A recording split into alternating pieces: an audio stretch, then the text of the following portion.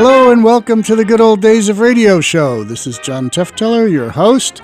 It's Tuesday again, and once again we have a special guest with us, the same special guest we had last Tuesday, Mr. J. David Goldin, also known as Dave Goldin or David Goldin, the legendary early pioneer collector of vintage radio shows.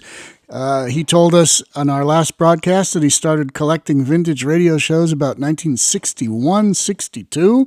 That has to be as far back as I know anybody ever collected old-time radio shows. He is the founder of the Radio Yesteryear Company, the first company to sell vintage radio shows to the public. I remember seeing those ads in Popular Mechanics and different little magazines way back in the 1970s when I was looking for radio shows. He's been a professional broadcaster since 1963, producer of over 300 LP records, including one that got a Grammy and 6 other Grammy nominations, and we'll talk about that. I guess we'll just say, welcome to the Good Old Days of Radio Show for round 2, Mr. Goldin. Hello. Hi, John. I feel a week older, actually. Well, you are a week older. I age quickly on telephones. All right, so where we left off last week after playing a Jack Benny show and talking about your lunch with Jack Benny, we left off with you telling how you started the early collecting of transcription discs. I think we got up to about 1965 or so we need to move that ahead a little bit with this one, and we're going to listen to an episode of Escape selected by you. That's going to be our radio show for today, but before we get to that, tell me more about these early days of collecting radio transcriptions. You went to a friend's record store, you found some in his basement, you had 200 some episodes of some soap opera that you got someplace else, and then what happened? Well, I decided to give up a life of crime and go straight. It was in 1971, actually, on the first day of 1971, January 1st, was my last day at CBS. I had resigned. Basically, I think for financial reasons, I was making more money from Radio Yesteryear than I was from CBS, and this was a quite difficult decision to make. All my life, I wanted to be a network radio engineer, and I had finally made it. And now I was giving it up for money. I ought to be ashamed of myself. Well, wait. I got to back you up here a minute. In 1971, you were making more money selling vintage radio shows than you were working as an engineer at CBS? Oh, yeah. oh, yeah. It's a problem that not many people have, but when you train all your life to be, say, a stockbroker, and then someone says, well, you're going to be running a butcher shop and making quadruple your salary, you have to do a lot of soul searching, and I couldn't find this soul, but I searched nonetheless. Okay, so all of these radio programs that you were selling in 1971, somehow we skipped the period from fishing discs out of the basement of a record store to having enough radio shows to be selling in 1971. How did we get there? Hard work. Okay. It was quite a step to hire my first employee, who was the daughter of our next-door neighbor. And by the time, years later, when I sold the company, we had 42 employees, which is quite a payroll to consider. And that's one of the reasons why I decided I wanted to go back and play with old radio shows. By the way, I hope you can't hear my Cocker Spaniel in the background. Oh, we hear him, but that's okay. It adds to the flavor of this recording. Well, actually, that's Sparky the Seventh. Oh. That is the seventh Cocker Spaniel I've owned since I was a kid, named Sparky. And that was one of the few kid shows I liked to listen to. It was on the ABC network, which was WJZ in New York. You're talking about Big John and Sparky? Exactly so. Big John, very good, John. Big John and Sparky, the little boy from nowhere who wants to be a real boy. Well, he made it as far as a Cocker Spaniel, and it was the kind of program that just appealed to me. It was just adult enough so that when Sparky asked Big John to go fishing on one episode, and John said, well, what kind of fishing do you want to do? And Sparky said, well, I want to do some nuclear fishing, which is the kind of pun that is wasted on most people, but appealed to me. So, but wait a minute, now we're getting off the subject. You're moving around here, but all right. So from 1965 or so up to 1971, when you quit CBS Radio to sell vintage radio shows full time, where were you acquiring all these vintage radio shows? Well, during the interval, I worked at the Mutual Broadcasting System in New York, and the CBS radio network, which I told you about, and also the NBC radio network. Now, it doesn't mean that I couldn't hold a job. What it means is most, in those days, of the engineering staff were hired on a contractual basis for 6 months at a time. And every 6 months, there was a huge turnover. And on the day I left NBC, there were 65 other radio engineers cut loose. So when 66 radio engineers start looking for a job at one time, even in a market the size of New York City, it gets difficult. And fortunately, I got a job right away at Mutual. And I could tell you a funny story about that, or would you like to leave it to some other program? Well, no. Tell the funny story about Mutual. Okay, well, I applied for a job, and the chief engineer looked at my background. I had a degree in radio, and I had a ham license, and I had radio experience. And he said to me, can you edit tape? And I said, I love to edit tape. It's one of the things I really do well. And he said, okay, let me give you a test. And he handed me a reel of tape and said, on this tape is a 1-minute radio commercial for a grocery store. And it's IGA grocery store. And I'd like you to take this reel of a 60-second commercial, and cut it down to 30 seconds. Can you do that? I said, sure, that shouldn't be any problem. What he didn't tell me, and when I found out, as soon as I listened to it, was that it was a singing commercial. and as difficult as editing voice is, or I guess I should say was, in those days that we used razor blades, doing it to music is even more difficult because the meter and the rhythm and the key changes are important. So it wasn't quite as easy as I thought it would be. He handed me a razor blade, an editable block, and a stopwatch. And said, okay, turn this into a 30-second commercial, which I did. To make a long story short, wait a minute, I'm going to put my Cocker Spaniel on because she tells a story much better than I do. Oh, well, let's hear it from the Cocker Spaniel.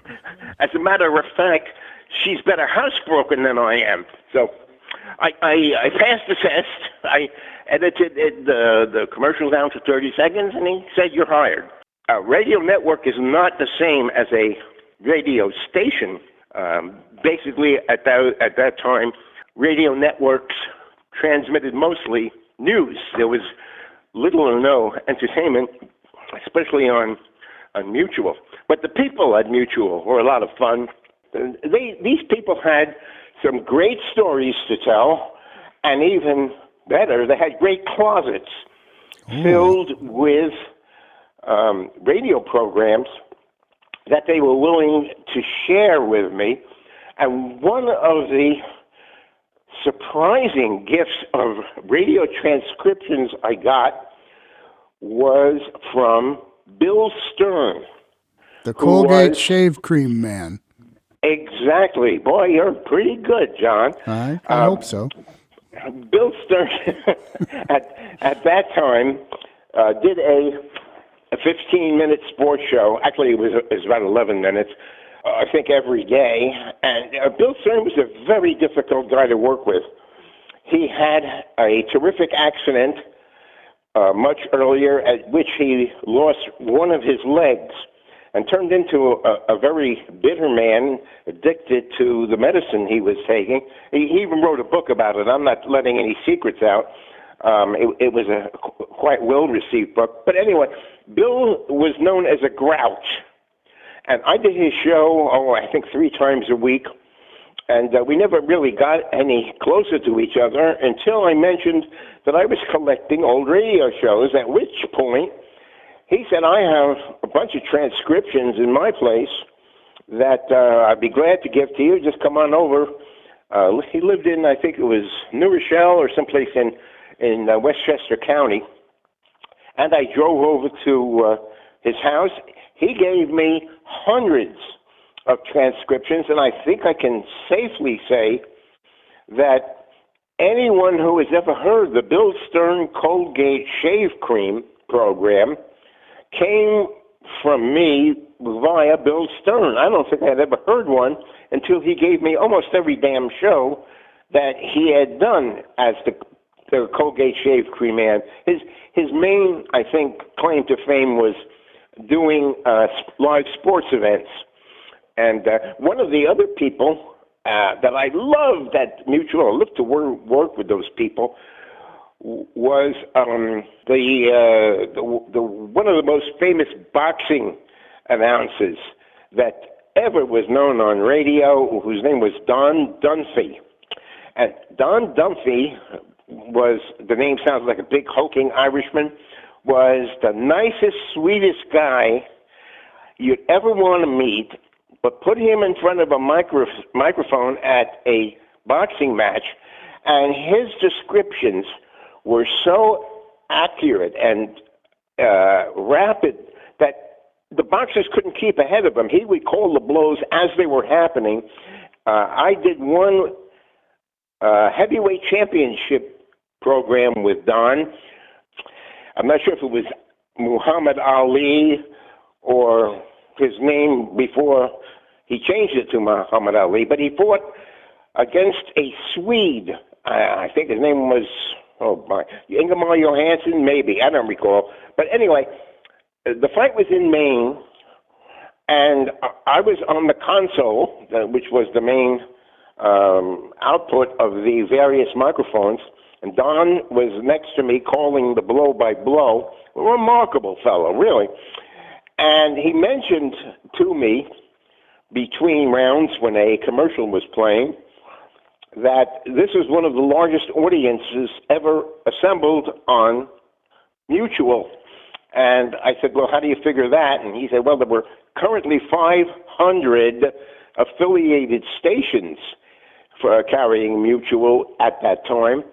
And in addition, it was being broadcast in Canada, South Africa, Australia, and Great Britain. All the English-speaking countries were tuned in, as well as the Armed Forces Radio Service, which meant that there were, according to Don, 500 million people listening to our program, which was by far the largest audience of a program I ever did. And I earned $20 in overtime, too. So there.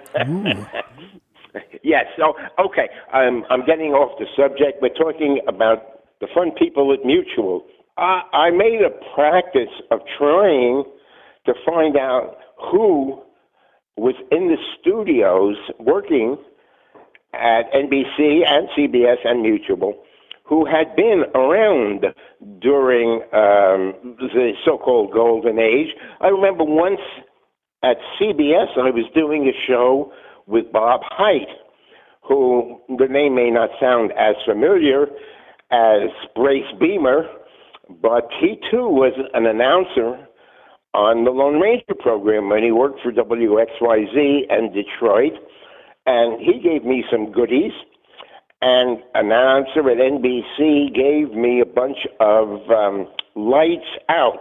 Matter of fact, the first one he gave me is probably in everybody's collection. It's called the Coffin in Studio B. Right. And I've heard that one. That came from Howard Reed through me. Howard Reed was the last staff radio announcer on the East Coast for NBC. He and Fred Collins outlived everybody, and they finally bought him off and just paid his next 10 years' salary and said, we don't need you anymore. But Howard was a nice guy, and I finally got around to meeting the people who were involved in X-1 that I used to listen to when I was a kid. So, but that's another story. Let's talk about Escape. Oh, you're on to Escape, but before we do Escape, tell your Green Hornet story. Okay. Because it's kind of related to Escape. At least it's a drama. We're not asking you to tell that during Jack Benny, so.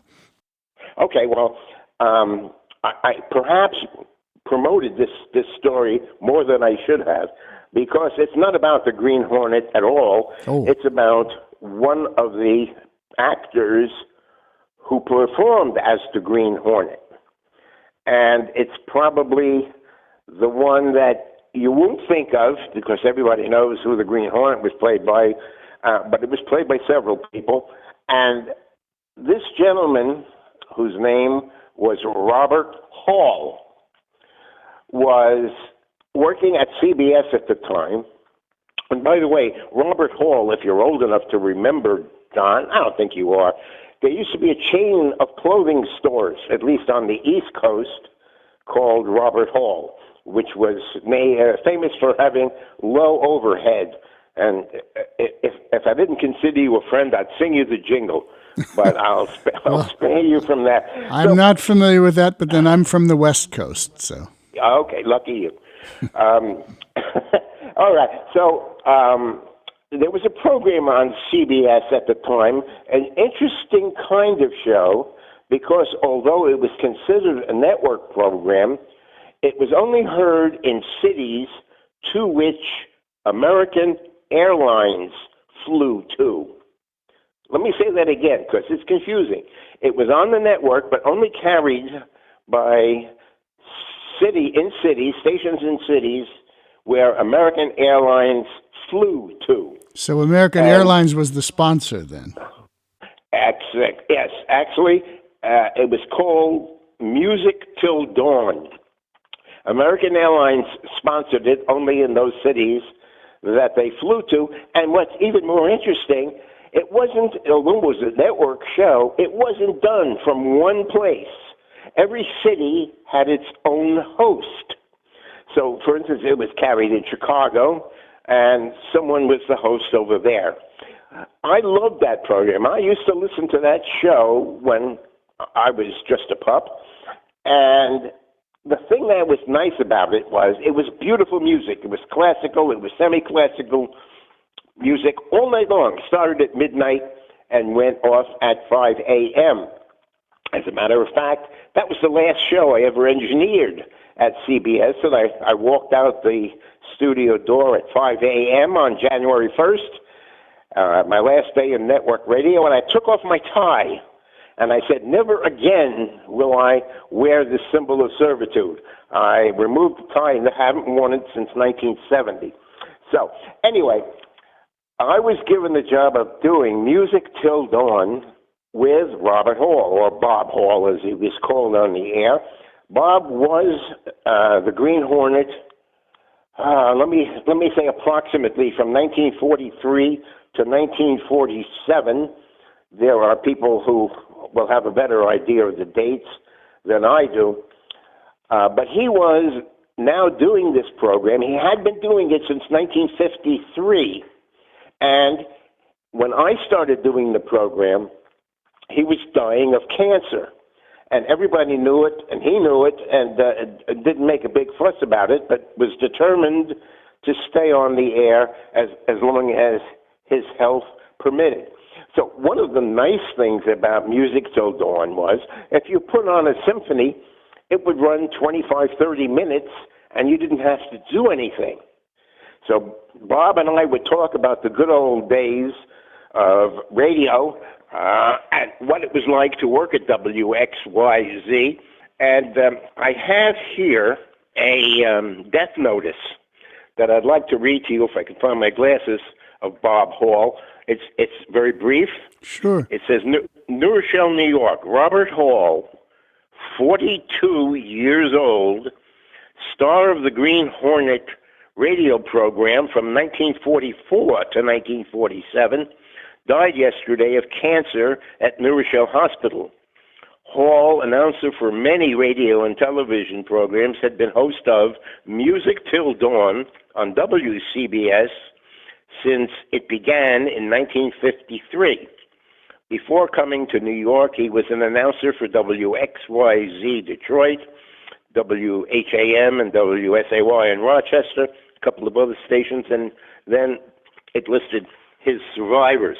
So I don't think he passed away while I was there, but I did 6 weeks of his programs, and it was fun. It was nice listening to the music. It was actually, I think I would have paid CBS to be able to do that show, because I remember it so well from when I was a kid, and here I am chewing the rag with the Green Hornet. And not once did he ever call me Cato. So it was a fun experience.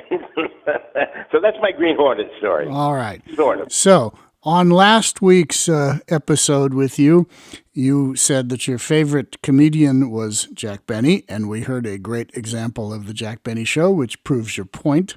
For this week, we have Escape, a show called Evening Primrose. Now, when it came to the dramatic programs, was Escape like your favorite show, or you just picked this because you like this particular show? I frankly don't remember the show very much at all. Oh, well, you're going to hear it again in a few minutes.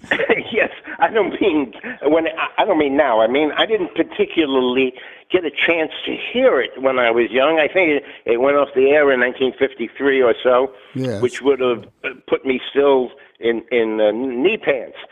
But but it was a great show, no doubt about it. I don't have to tell anybody about Line Engine versus the Ants or Three Skeleton Key or all of the programs that made it famous. It was very well written, very well produced. And this particular program I picked, called Evening Primrose, was actually written as a story in 1940. Excuse me, I get emotional. And it was first produced on Escape in 1947, and then it was produced in 1948, and then it was produced in 1949. The idea being this was a good show, and the concept was unique. I had never read anything quite like this. It was about people in New York City who had no homes but lived in department stores. And these people hid during the day, came out at night, helped themselves to dinner and a bed in the bedding department. It was just an interesting idea. It was well done. It's beautiful radio. And one thing always puzzled me, and I hope some of the sharp-eared listeners can help me on this. There were 3 female parts on this program. One of them was played by Georgia Ellis, who a lot of people know that name from Gunsmoke. Miss Kitty. She was Miss Kitty, exactly, which tells you right away that this particular episode originated from the West Coast.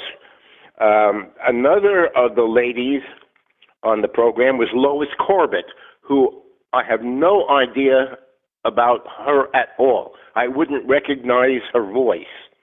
The third lady on the program was Ruth Perrott, who, to me, sounds like she plays 4 different roles on the show. So, as you listen to this program, see if you can pick out Ruth Perrott's repeated appearances at different people. And tell me if I was right in that she quadruples on this program. Well, not. That's very possible because many of the actors and actresses were required to quadruple and double parts and things like that. The only way we would know for sure would be to consult the original script, which does exist, but I don't have access to it. It was in the Pacific Pioneer Broadcasters collection, which is now, I believe the scripts are still at Thousand Oaks Library. I don't think they've moved to the University of Santa Barbara yet, or if they're going to, I'm not sure. But the original script does exist. So someone could verify this. Well, Vivi Janis was on the show also. I'm not sure I could recognize these different voices, but I had a very close friend at one time who could name almost every actor. His name was Professor Ellie Siegel. And Professor Siegel had a very unique ability. He taught radio and television production. He could look at an LP record with the label covered and tell you what kind of music was being played just by looking at the grooves. I saw him do it, and I was astounded that he could. This was with classical music, too. Yeah. I don't know how he did it, but he did it. Okay. And, anyway, this program was done 3 times in 3 different years, although a lot of programs like Sorry, Wrong Number were done that often. This one, most people don't remember, and I remember it as a kid, primarily from the book.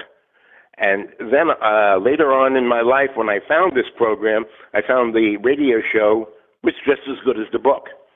So let's listen. I first heard it about 30, 40 years ago myself when I got a whole series of escape transcriptions put onto reel-to-reel tape for me by Ken Greenwald from Pacific Pioneer Broadcasters. They had the CBS West Coast Masters there, and he ran me a whole series of escape shows, and that was one of them, but I haven't heard it since. So we are all going to listen together to Escape Evening Primrose. This is the second airing of it from September 12th, 1948. Here we go.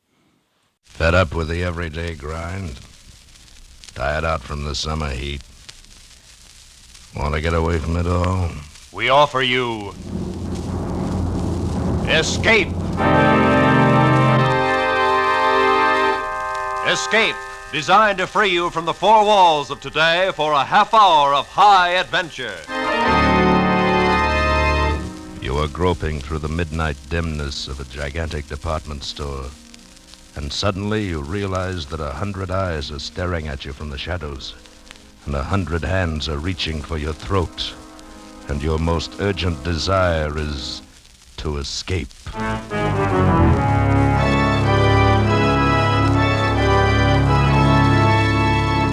Tonight, we escape to a fantastic world of night dwellers, as John Collier imagines it in his eerie story, Evening Primrose.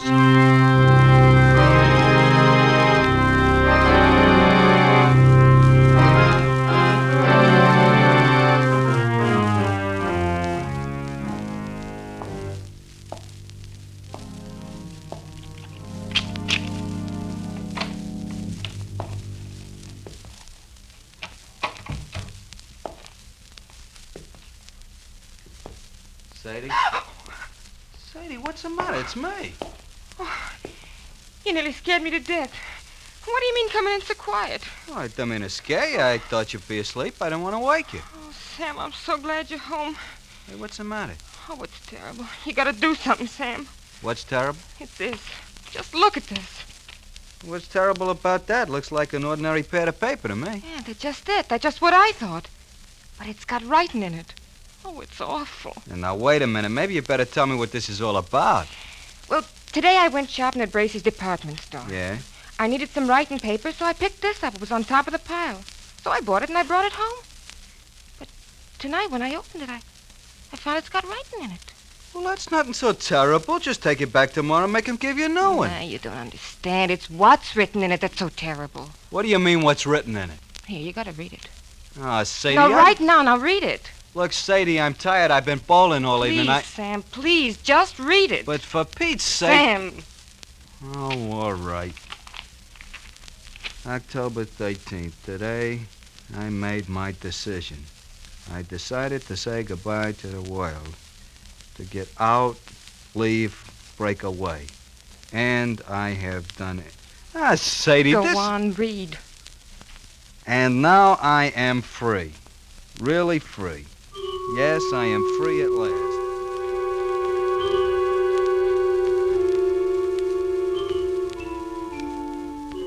Yes, I am free at last. The world is an intolerable place for a poet. I was broke, starving, at my wit's end. And then I had the brilliant idea. I'd escape to a place where I'd had no need to earn a living, where I could write to my heart's content in peace and security. And where is this place?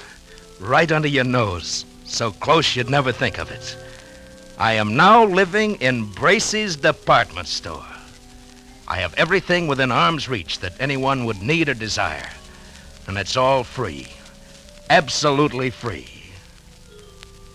I arrived this afternoon. I'd spent 3 days looking over all the department stores in town. I decided on Bracey's because of the completeness of their food department. Therefore, this afternoon I entered the store and went immediately to the 4th floor, to the rug department, and hid myself in this dusty, out-of-the-way corner behind a pile of carpets.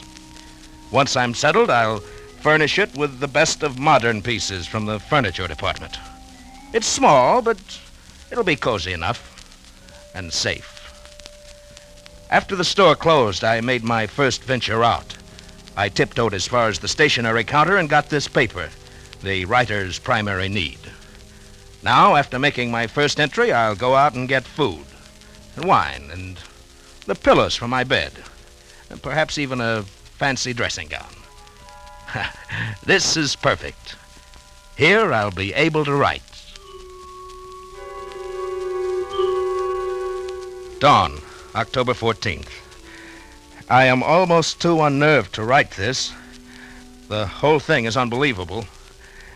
After the store was dark and completely quiet, I crept out and started for the food department. One's steps echo hollowly in an empty department store at night, and I found myself gliding along the floor on tiptoe, moving as silently as possible.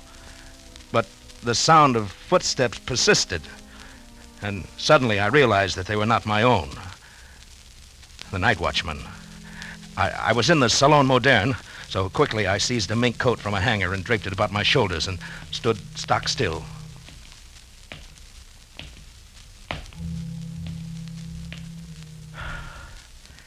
I could have reached out and touched him, but he passed without so much as a glance. I started to smile, but the smile froze on my lips. There was someone else here. I was looking straight into a pair of eyes, large, flat, luminous, inhuman eyes a dozen feet away. They belonged to a creature dressed as a man, but he was as pale as something found under a stone. His hands hanging motionless at his sides looked more like the fins on a fish than human hands. And then he spoke. Not bad for a beginner. I'm sorry. I didn't know anybody else lived here. Oh, yes, we live here. It's delightful. We? Yes, all of us. Don't you see? Look around you. I looked around and saw nothing. I looked again and saw an old one come clambering out from behind a clock. And there were 3 elderly ingenues, incredibly emaciated, pale as lace, almost transparent, simmering before a perfume counter. And a chintzy lady swam out from the curtains and the drapes. Then they came swarming thick around me. Pale, thin, wispy, moving silently, fluttering like gauze in the wind, whispering. Of course, it's a sign. We see. Detective, send for the dark men. Yes, send for the dark men. They were pressing around me, clawing, holding me, their pale faces contorted with venomous and human hatred. I was paralyzed. All I could do was repeat over and over again, I am not a detective. I'm not a detective. I'm not. A burglar, then. Hold him, carry him to the police. Send for the dark men. Stop. Let him speak. I am not a detective or a burglar. I'm a poet. But what are you doing here?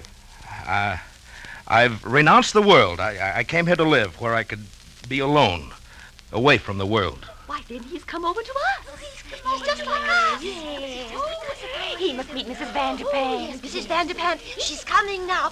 I followed their eyes toward the balcony, and the hair on my neck rose again. There, coming down the wall, like an ancient spider, clambered an old lady, wrinkled and crackled and emaciated. She must have been at least 80, a shadowy matriarch. And the things around me bowed and scraped as she reached the floor and floated toward us. What's going on here? Where is that stupid girl?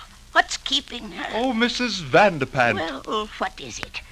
Who's this, Mr. Roscoe? Mrs. Vanderpant, may I present Mr. Huh? Oh, Snell. Charles Snell. Yes, Mr. Snell. He's a poet.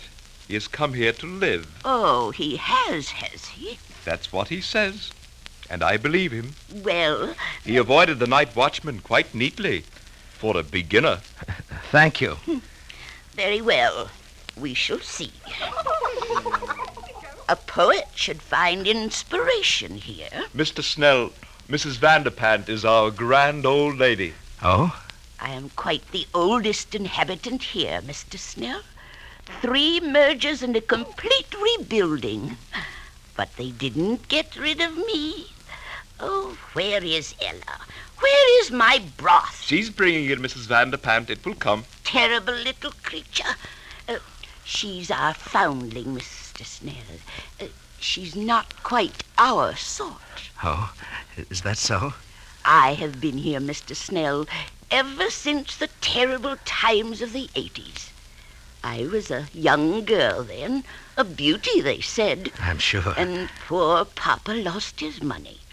Braces meant a lot to a young girl in those days. So when I wasn't able to have a charge account, I came here to live. That's better than a charge account. I was quite alarmed when others began to come after the crash of 1907. But it was the dear judge, the hello. colonel, Mrs. How do you do? Bilby. How are you?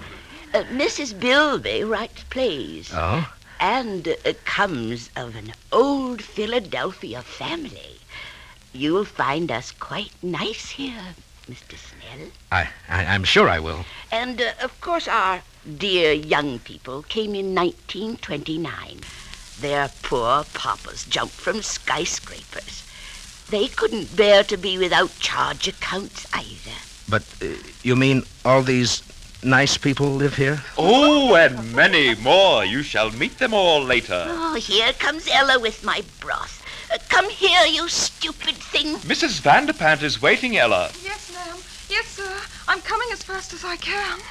Oh, here. On the table over there, Ella.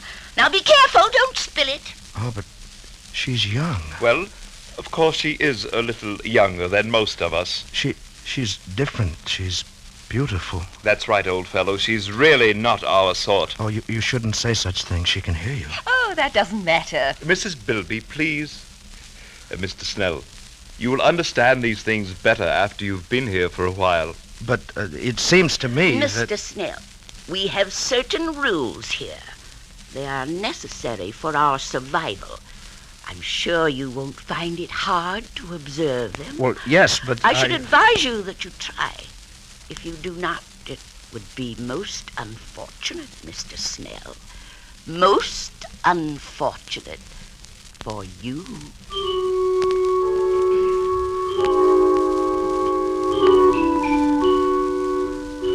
October 15th. You can imagine my feelings last night. My first thought was to escape as quickly as possible. In fact, I planned to quit my hiding place and mingle with the crowds and leave Bracy's forever. But just at dawn, Mr. Roscoe brought me a cup of coffee, which must have been drugged, for I fell asleep. And when I awoke, I found that I'd slept all day, and night was closing over the store once more. Later. I have spent my second night here. I saw Ella again. Ella, the pearl of this remote, fantastic cave. She's not like the others. a trifle pale, but otherwise normal and human and beautiful. A child of perhaps 18. She is the only thing that makes this nightmare bearable. October 20th. Escape seems almost impossible. There is a very effective burglar alarm system, and the doors are all carefully guarded. But that is nothing compared to the dark men. Who are the dark men? I don't know, but the inhabitants here threaten any transgressor with these dark men. I shall try to discover who they are. I am sure I'm watched, though they've begun to trust me now. Speaking to the night watchman would be suicide. Even if he believed my fantastic story or didn't shoot me as a burglar, I'm convinced that neither Ella nor I could get out of here alive. She and the night watchman are the only real people here. And how the others hate the night watchman. Odious, vulgar creature. He reeks of the coarse sun. Oh, come now, Mrs. Bilby. He's really a very personable young man. Very young for a night watchman. Mr. Snell, sometimes I wonder about your taste. Oh, you must not stay so much to yourself. You must become better acquainted with our ways. That's quite true, old man. Oh, you must come to the play tonight. We're going to be entertained with one of Mrs. Bilby's tragic comedies, Love in Shadowland. I'm sure you'll enjoy it. I'm sure I will. Oh, it's really a festive occasion, you know. Wanamaker's is coming over. Wanamaker's? Yes, the entire colony over at Wanamaker's is coming here en masse to attend the play. You mean there are people living in other stores? Oh, dear, yes, didn't you know? Of course, the best people live in Bracy's and Wanamaker's. Oh, come now, Mrs. Bilby. There are some very nice people at Altman's. I beg your pardon, Mrs. Bilby. Hello, Ella. Oh, good evening, Mr. Snell. Well, what is it, Ella? Oh, please, ma'am, I'd so love to see your play tonight. May I have your permission? Certainly not. You know better than that, you stupid creature. You know where you belong. In the basement by the garbage cans. But Mrs. Bilby... Hush, Mr. Snell. Ella, you're becoming entirely too forward of late. I advise you to watch your step. Remember the dark men. Oh, no. Please, Mr. Roscoe. I'll be good. I promise I will. Oh, no, please don't send for the dark man. I'm sorry, Mrs. Bilby. Excuse me. Ella, come back. Charles, you forget yourself. Let her go. But how can you treat her like that? Why do you always frighten her? And what is all this about the dark men? Well, Mr. Snell, Oh, please, Mr. Roscoe, not now. You'll spoil our whole evening, and I do so want Mr. Snell to enjoy my play. Very well, Mrs. Bilby. Later, Charles. But I want to know about the dark men. Later.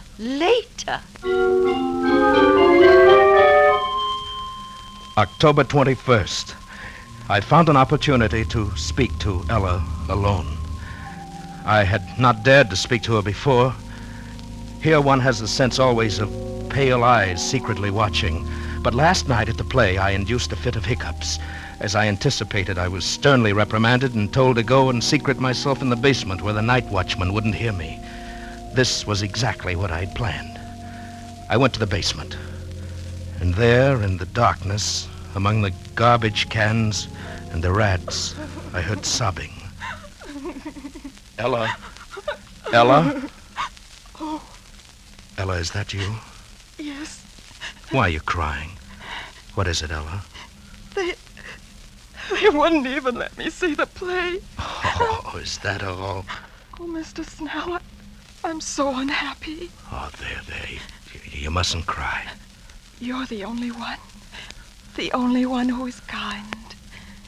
Ella, why are you here? Why do they treat you so differently? Because I'm not like them. I didn't choose to come here. You mean you were held prisoner? Yes. You see, I was only 6. I came here on a shopping tour with my mother. I got lost and fell asleep behind a counter. It was dark when I awoke, and they found me. Some of them wanted to send for the dark men because they were afraid I would tell on them.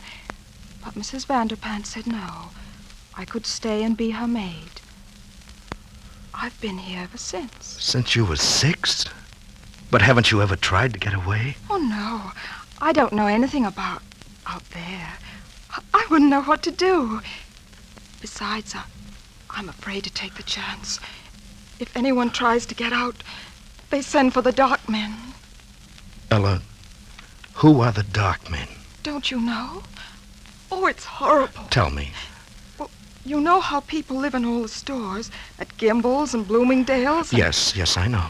Well, the dark men live at the undertakers. Good heavens. And whenever someone dies or breaks the rules, or when a burglar gets in and sees these people and might tell, they send for the dark men. That's horrible. They put the body in the butcher shop in the food department, and then the dark men come. I saw them once. It was terrible. What do they do? They go in where the dead person is. They have wax with them and all sorts of things. And when they're gone, there's just a wax model left on the counter. Then our people put a frock on it or a bathing suit and mix it up with all the other wax models in the windows. And nobody ever knows. Ellie, you mean all these dummies are... Oh, no. At least, not all of them. But if you displease these people, the same thing might happen to you.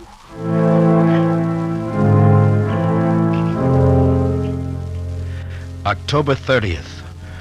I've not kept up my journal. Writing has been out of the question. Once more, I'm frozen with terror. Not for myself now, but for Ella. They hate her. Any time they might turn against her and send her to the dark men. My mind is filled with her. I dream of her every day. I live to see her at night. We've managed it several times. They trust me now and let me roam about without interference. And finally tonight I met her again and said it. Ella, I love you. Charles. I love you, Ella. Let's get married, or whatever they do here, and then we can live together in my home in the carpet department. They wouldn't dare hurt you then. Charles. Oh, don't look so dismayed. If you like, we'll go away from here. Maybe we can get transferred to Bergdorf Goodman, overlooking Central Park. Don't, Charles, don't. You must. Oh, but I love you. Ella, you're not in love with someone else. Oh, Charles. Yes, I am. But who? I thought you hated them all. Oh, it must be Roscoe. He's the only one that's young enough. Oh, no, Charles, not Roscoe, especially not him. Oh, I do hate them all.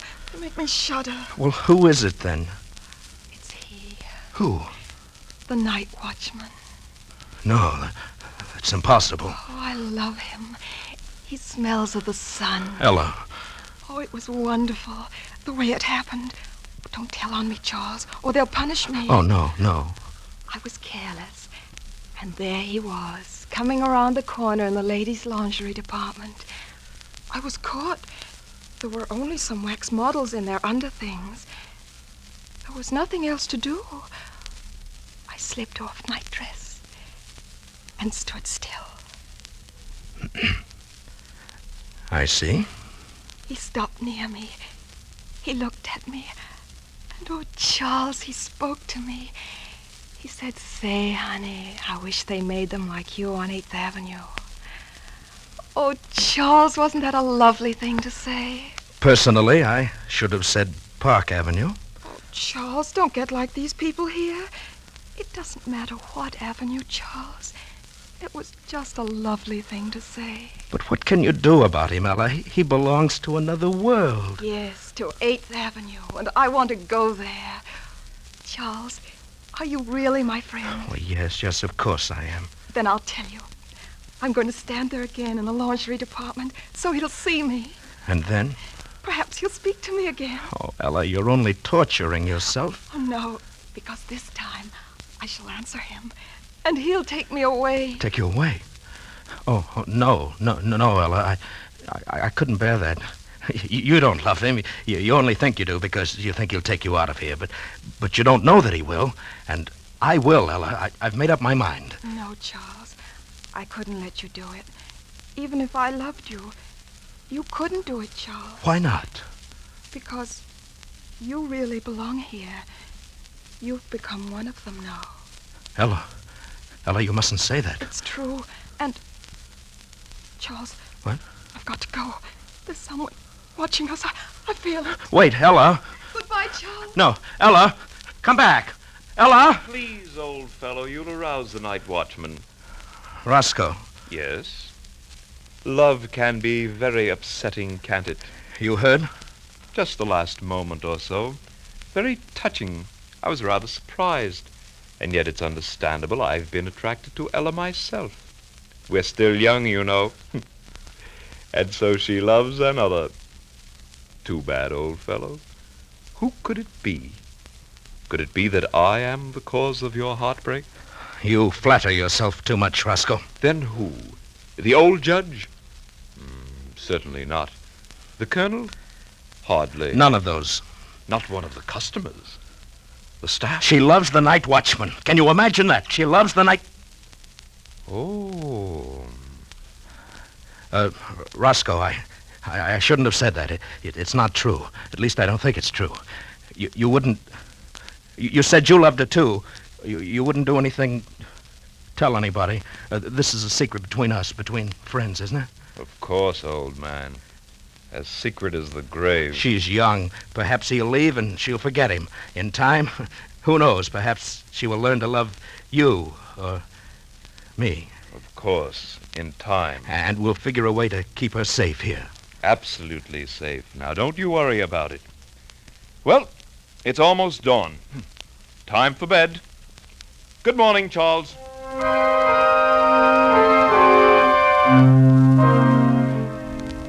Early evening, November the 4th. I was a fool.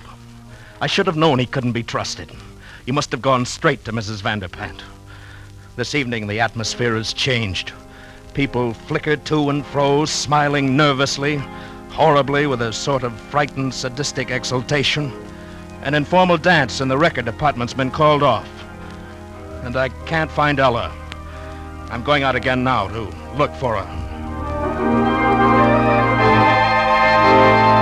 Roscoe, what have you done with her? Quiet, old chap, the night watchman. I don't care. What have you done with her? Whatever I did for your own good as well as the good of us all. Wait a minute. What is that? What are those people carrying? What? Why, it's Ella. She's tied up. They're carrying her. Ella! Ella! Stop it, Charles, stop it. Charles, do something. Save me. Charles! Let me go! Let me go! No, stop, Charles, stop it. You'll arouse the night watchman. But they're taking her into the butcher shop. Ella! Ella!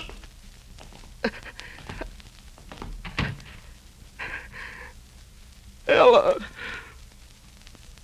Yes, Charles. Those are the dark men.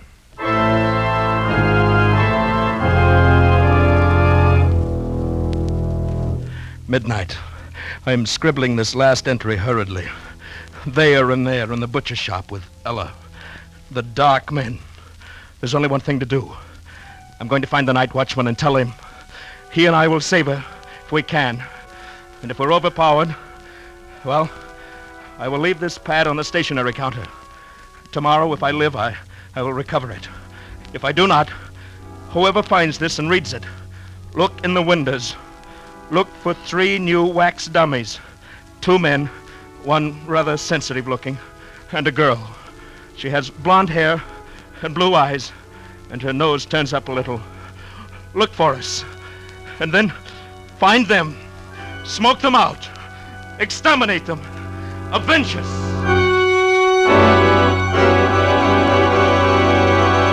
Find them, smoke them out, exterminate them, avenge us. Oh, Sam. Isn't it horrible? We gotta do something. Tell somebody something. Oh, Sam, what'll we do? Do? Nothing, go to bed. Oh, but Sam... Whoever wrote this has sure got a weird sense of humor, hey? Probably some clerk down at Bracey's ought to be fired. You mean you think it's just a story? Are you kidding? You don't believe this stuff, do you? Well, I don't know. I just thought... Forget it, baby. Snap out of it. I shouldn't leave you alone. You get too many ideas when I go bowling at night. Oh, Sam. Sam, don't you think maybe we ought to just take it back and show somebody? Nuts, it's not worth the bother. They'd laugh at you, baby. Think you were crazy or something. Yeah. Yeah, I guess you're right. I guess I was silly. Forget it. Come on, let's go to bed. I'm tired. Sure, Sam. Golly, you know, for a while I was sure scared. I even forgot what I was going to tell you. What? Sam, I found the cutest dress today, only $19.95. Yeah, baby? Yeah. It was in the window at Bracey's. It was on a beautiful little wax model with blonde hair, and blue eyes, and a sort of turned-up nose, and there were two men standing beside...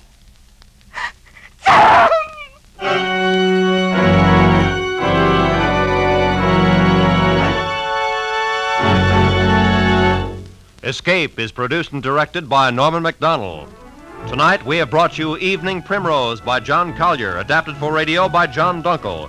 Featured in tonight's story were Bill Conrad as Charles and Constance Cavendish as Ella, with Harry Bartell, Lillian Baeff, Jeff Corey, Kay Miller, and Irene Tedrow. Special music by Ivan Ditmars.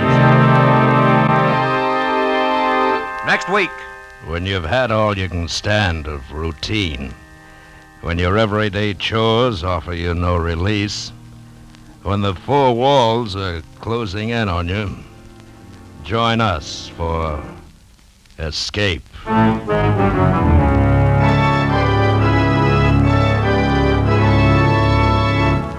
Next week, we escape with another great story by one of the world's outstanding authors. Good night, then, until this same time next week, when once again we offer you Escape.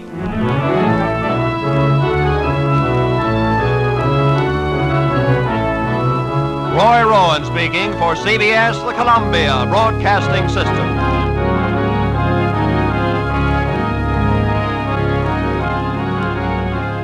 Well, were they mannequins in the windows, or were they real people? Well, the younger ones were boyikins and girlikins. It was only the big ones that were mannequins. Okay. And we are here with Dave Goldin. We're talking about vintage radio and the show Escape. This was one of your favorite episodes. I can see why. It's very good. I remember it from years ago. I wasn't quite sure where it was going as I was listening to it, but then I remembered it just before it ended. It was different from many of the Escape programs, which were action, movement, conflict, war, hitting, biting. This was different. It was a little calculated. Well, yeah, we didn't do suspense, but we've done a lot of suspense on this podcast, so it's good to get into Escape on occasions. Let's move this forward a little bit. Where we left off, you were in about late 1960s. You were gathering all these radio programs, and you told some of those stories. Then you get up to about 1971. What made you decide to launch the idea of selling vintage radio programs through ads in Popular Mechanics and things like that? That was before 1971. I started advertising, I'm sure, somewhere between 1962 or so. And in the beginning, when I tried to create Heaven and Earth, in the beginning, I couldn't afford large ads. And the smaller ads seemed to be as effective until I was getting competition. People were selling these programs cheaper than I was, but I was selling them in better quality, but I was charging more. So you had two markets, a bargain market and then a deluxe market, which I was trying to fill. As time went on, the ads got bigger and the budget for them got bigger. If I say, how much do you think an ad in TV Guide cost back in the days that they published TV Guide, the first thing you would ask is, well, what city are you talking in? Because TV Guide was different in every city that had a different television market. And the answer was plenty. An ad in a large market like New York or Philadelphia would cost upwards of $50,000. That's an amount that a person writes with a shaking hand signing the check. Because after spending that kind of money, you have to hope that you get enough money in to break even at least, but that takes time. And then you have to, of course, ship the product. All of this is a terrific drain on your capital, and it's scary.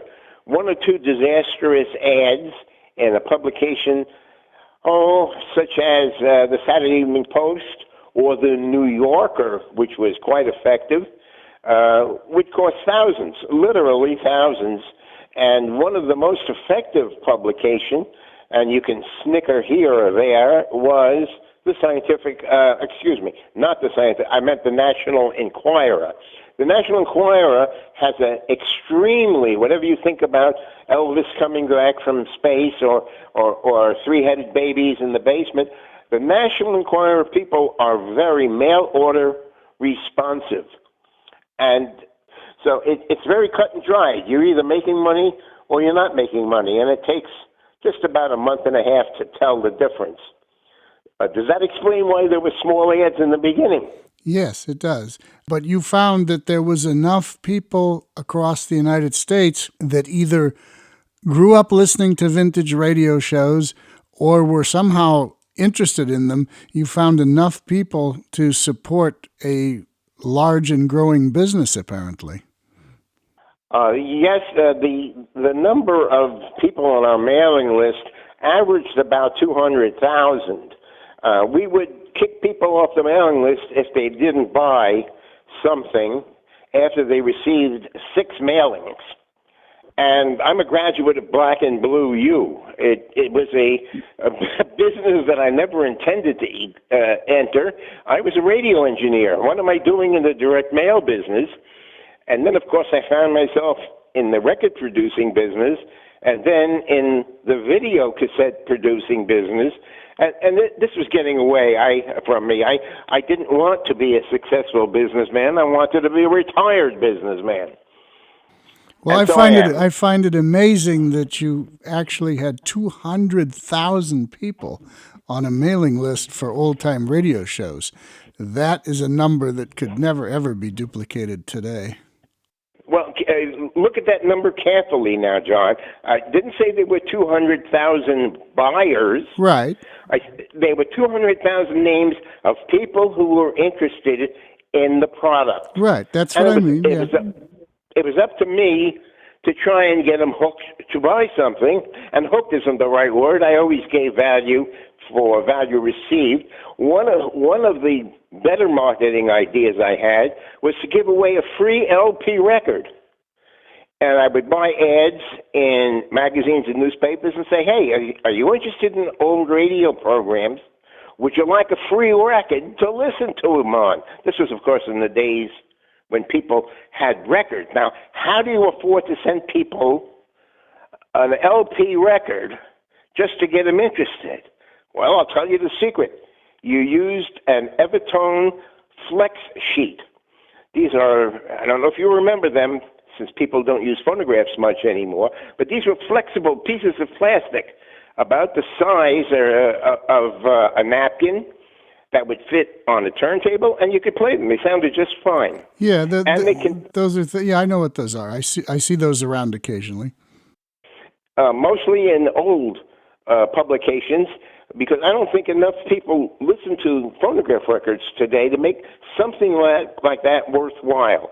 But for 6 or 7 cents for the record, I could say that you could have a free record sample. And that would play for about 10, 15 minutes of excerpts from some of the better shows. You went from selling reel-to-reel or cassettes, I guess, either one or both, into LPs. When did you produce your first LP? That's a good question. I didn't produce the first LP.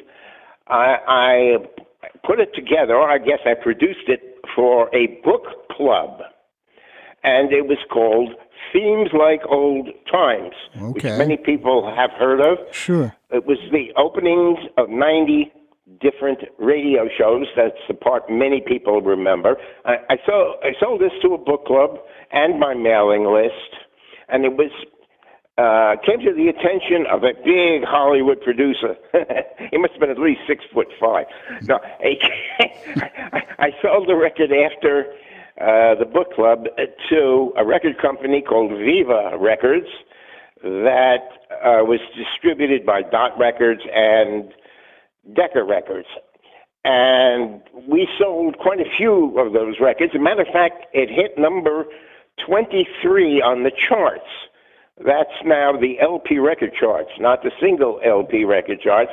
And guess what? I was cheated. And I learned a very interesting lesson that nobody in the record business tells the truth. They look you right in the eye and say 2 and 2 is 5, your check is in the mail, and don't mean it. So I sold quite a few records of that Viva record, didn't get very much money for it, but it got me introduced to Columbia Records. And Columbia Records I produced 3 records for. The first one I produced was nominated for a Grammy, which was W.C. Fields and Charlie McCarthy on radio. Okay. The head of the production department was named Bruce Lundvall. At the time, he was later became a vice president. Very nice fellow. And the first record I did for him, it won a Grammy. Guess how many records it sold? How many? How much do you think a Grammy-winning record would sell? How many? Well, you would think it'd be 1 million. You dream on. Yes. The answer is I don't know, because after being cheated by Decca and by Dot and by Viva and by Columbia, I said, what am I doing in this business? They're all filled with knaves and jackals. So I'm going to produce records now for myself. And that was the birth of Radiola Records in 1970. And I started producing, I think, 2 or 3 records every other month or something like that. Producing a record is not easy. It's difficult to do, even after you get an acceptable master tape. It's a complicated process, which I learned to do all myself so I could have quality control. If you ever listen to a Radiola record, one thing becomes apparent right away, and that is each record plays for a full hour. Now, how the heck do you get a half an hour on one side of an LP record? You make the grooves smaller. You may, very good. You use something called variable pitch density. You have a computer deciding how big the excursion of the cutting needle is. It's getting technical, and I don't think many people are interested because it's a lost art these days. But after cutting the lacquer, which I would do myself, by the way, I supervise 3-step processing. You have to make masters, mothers, stampers. You have to produce artwork and copy for the jackets, do 4-color separations for the covers. In other words, it's not like baking a loaf of bread that you can knock out in a couple of hours or whatever it takes. I don't know. I never made bread. But it's a long, tedious process. And to produce 3 or 4 records is almost a month's work. So you produced... I'm sorry, go ahead. You produced 300 LPs, and in a previous message to me, you said the best one that you produced never got heard. What was that? That's a secret. If I tell you, I have to kill you. Are you sure? Yes. You're a brave man. Okay. Before I tell you, I'll make this as short as possible. There was a gentleman that you probably never heard of, and I never did either, named Art Moger. Art Moger was an advertising man in Boston. And Art Moga was a guest on the Fred Allen Show in 1938. He was a personal friend of Fred, who also was from the Boston area. And Art Moga's son was named Stan Moga. And I met Stan Moga, who was very interested in old radio programs. Stan was the gentleman who brought back the Mickey Mouse Club after its initial run. He re-syndicated it and made a lot of money. He was the one who imported Masterpiece Theater during the 1960s and 70s. He was a media bias artist, a very type A alpha personality, always on the go, always with schemes that most of the time worked out. So, just as an example, for when Dan Seymour died, very famous announcer, I'm sure you know his voice, Stan was a friend and got together a whole bunch of friends for the memorial ceremony and hired me to produce a tribute record for the people at the funeral. As a matter of fact, I didn't even charge him anything because I was a big fan of Dan Seymour also. But that was the kind of thing he was always coming out with. And he came out with an idea to do a record, not an Evertone sound sheet, but a regular LP record that would be offered to the readers of Advertising Age magazine, which is a trade publication for the advertising business. I read it once, and it's pretty boring, unless you're interested in television and radio advertising. Stan hired me to do this record. He paid me what I thought was an exorbitant amount of money, don't ask me how much, to do a project that he called the 100 Best Radio Commercials of All Time. And I said to Stan, well, you're close, but that'll never work. For one thing, who's going to decide which are the best 100 radio commercials of all time? And how are you going to get 100 radio commercials on one record? And he said, yeah, you're right, Dave. What do you suggest? And I said, instead of the 100 best radio commercials of all time, I'm going to do something for you called, are you ready for this?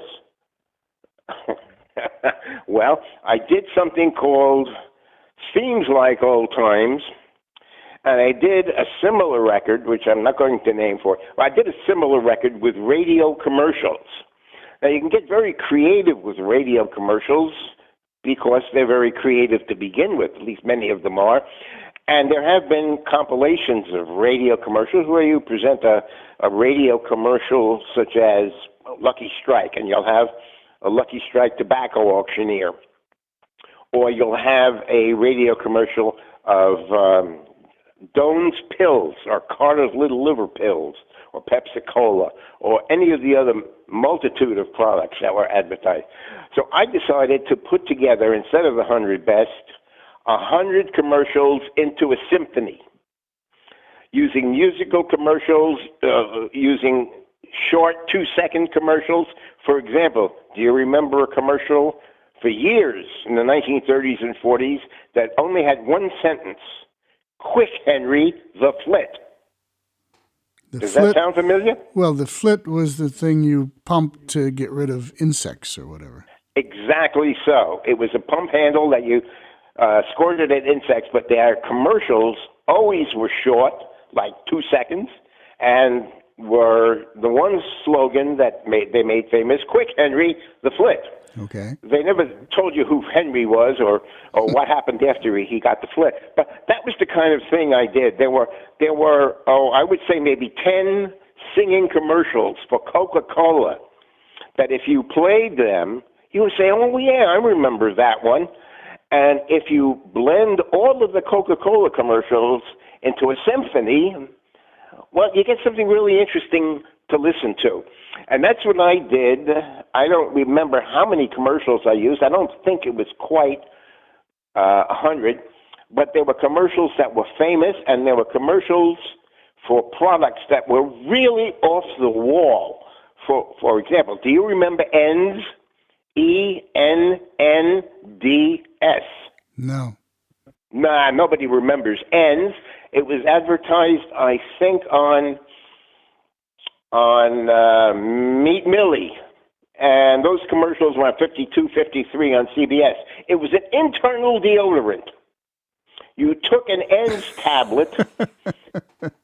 I think, is this an off-the-wall product? This is the kind of thing you just mention, and it tickles your funny bone. Plus, I added commercials for products that were ruled illegal, such as opium-containing medicines. And Colonel Brinkley? Jack Brinkley's goat glands commercials. And Painless Parker. Now, you don't remember Painless Parker because you're not old enough. But Painless Parker was a chain of dentists in the New England area. Assumably, Mr. Parker started it. I don't know.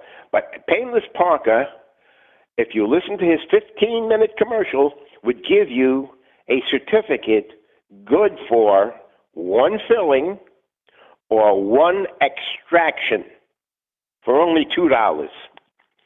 And of course, Painless Parker was painless, so they said. So most people have never heard a commercial from Painless Parker, or I think maybe perhaps more familiar is Crazy Water Crystals, which is still being sold today. You can buy Crazy Water on Amazon. And I take Crazy Water upon occasion. It's a great product. You want to know what it is? Okay, what is it? Well, I'll first bite. of all, it'll cure anything from fallen arches to cancer. At least that's what they claimed before they were stopped. Nowadays, its main claim to fame is it's a great laxative. Oh. And it's good. It's highly mineralized water. I found it in Mineral Wells, Texas, where the Crazy Hotel is still open, and you can go in and get glasses of Crazy Water. And in the main ballroom, one wall is totally lined with toilets, so you know it's an effective product. So anyway, to get back to the subject, so I did this record, and I played it back, and I thought, this is the greatest thing since sliced bread. It's a record I'm really proud of. I can hardly wait to give it to Stan Moger, who paid me to do it. So I sent the record. Actually, it was a cassette. I hadn't taken it any further than the master tape. I had the master tape at 15 inches per second on a 10-inch reel, two of them. And I made a test cassette for Stan and sent it to him. And he called me up after receiving it and said, Dave, that's great. I love it. Let's go with it. I said, okay, great. What do you want me to do with the master? And Stan said, I'll let you know. Well, 6 months later, I said to Stan, what would you like me to do with the master? And Stan said again, I'll let you know. Well, this went on for several years. Stan died, I think about 4 years ago. He was one of those hyperactive persons. I'm really surprised he lasted that long, of a heart attack, as I predicted. And Stan remains the only one who has ever heard this record. And I wrote to Advertising Age, which is still published, I think by a different publisher. I told them the story and said, listen, I have this master tape since about 1975 or 1976, I forget when. You paid for it. You own it. What would you like me to do with the master tape? And they never answered me. So you still have it? I still have it, yes. I still have a bottle of Crazy Water in the kitchen on ice. Really, it's good stuff. Look it up on Amazon. Crazy Water. Crazy Water. It's inexpensive, but it's very expensive to ship because it's heavy. Okay. Anyway, we finished with the record that only one person has ever heard. I guess me. so. So I guess no one's ever going to hear it, huh? You know, I don't know. I would have liked to. let it get out. Do you think Vermeer would paint something and then have nobody see it? Wouldn't he be upset? I would be. If Edison had invented the light bulb and said, wow, look how it lights up the laboratory here, and then nobody else saw it, bought it, or wanted it, I think Mr. Edison would be ticked. And Mr. Edison was not in a good humor when he was ticked, let me tell you. Okay, so that's the story of the record that you wanted to know. Okay. Now I'll tell you about Santa Claus. No, go ahead. Santa Claus. Well, okay, so we're never going to hear it is the point. Yes. Yes, you're never going to hear. I don't know what's going to happen after I die. I think I'm going to lose interest in it upon my death. So that will be up maybe your wife will allow someone else to hear it at some point. It could be, but you'll have to take a Cocker Spaniel along with it. Okay. All right. Well, we're going to wrap up this edition of the Good Old Days of Radio show. We'll be back next week with Mr. Goldin, and we're going to continue on with another great radio show and some more great stories from his life and career as the legendary purveyor of vintage radio programs. This is John Tefteller and the Good Old Days of Radio show. Thank you for listening, and we'll be back next week.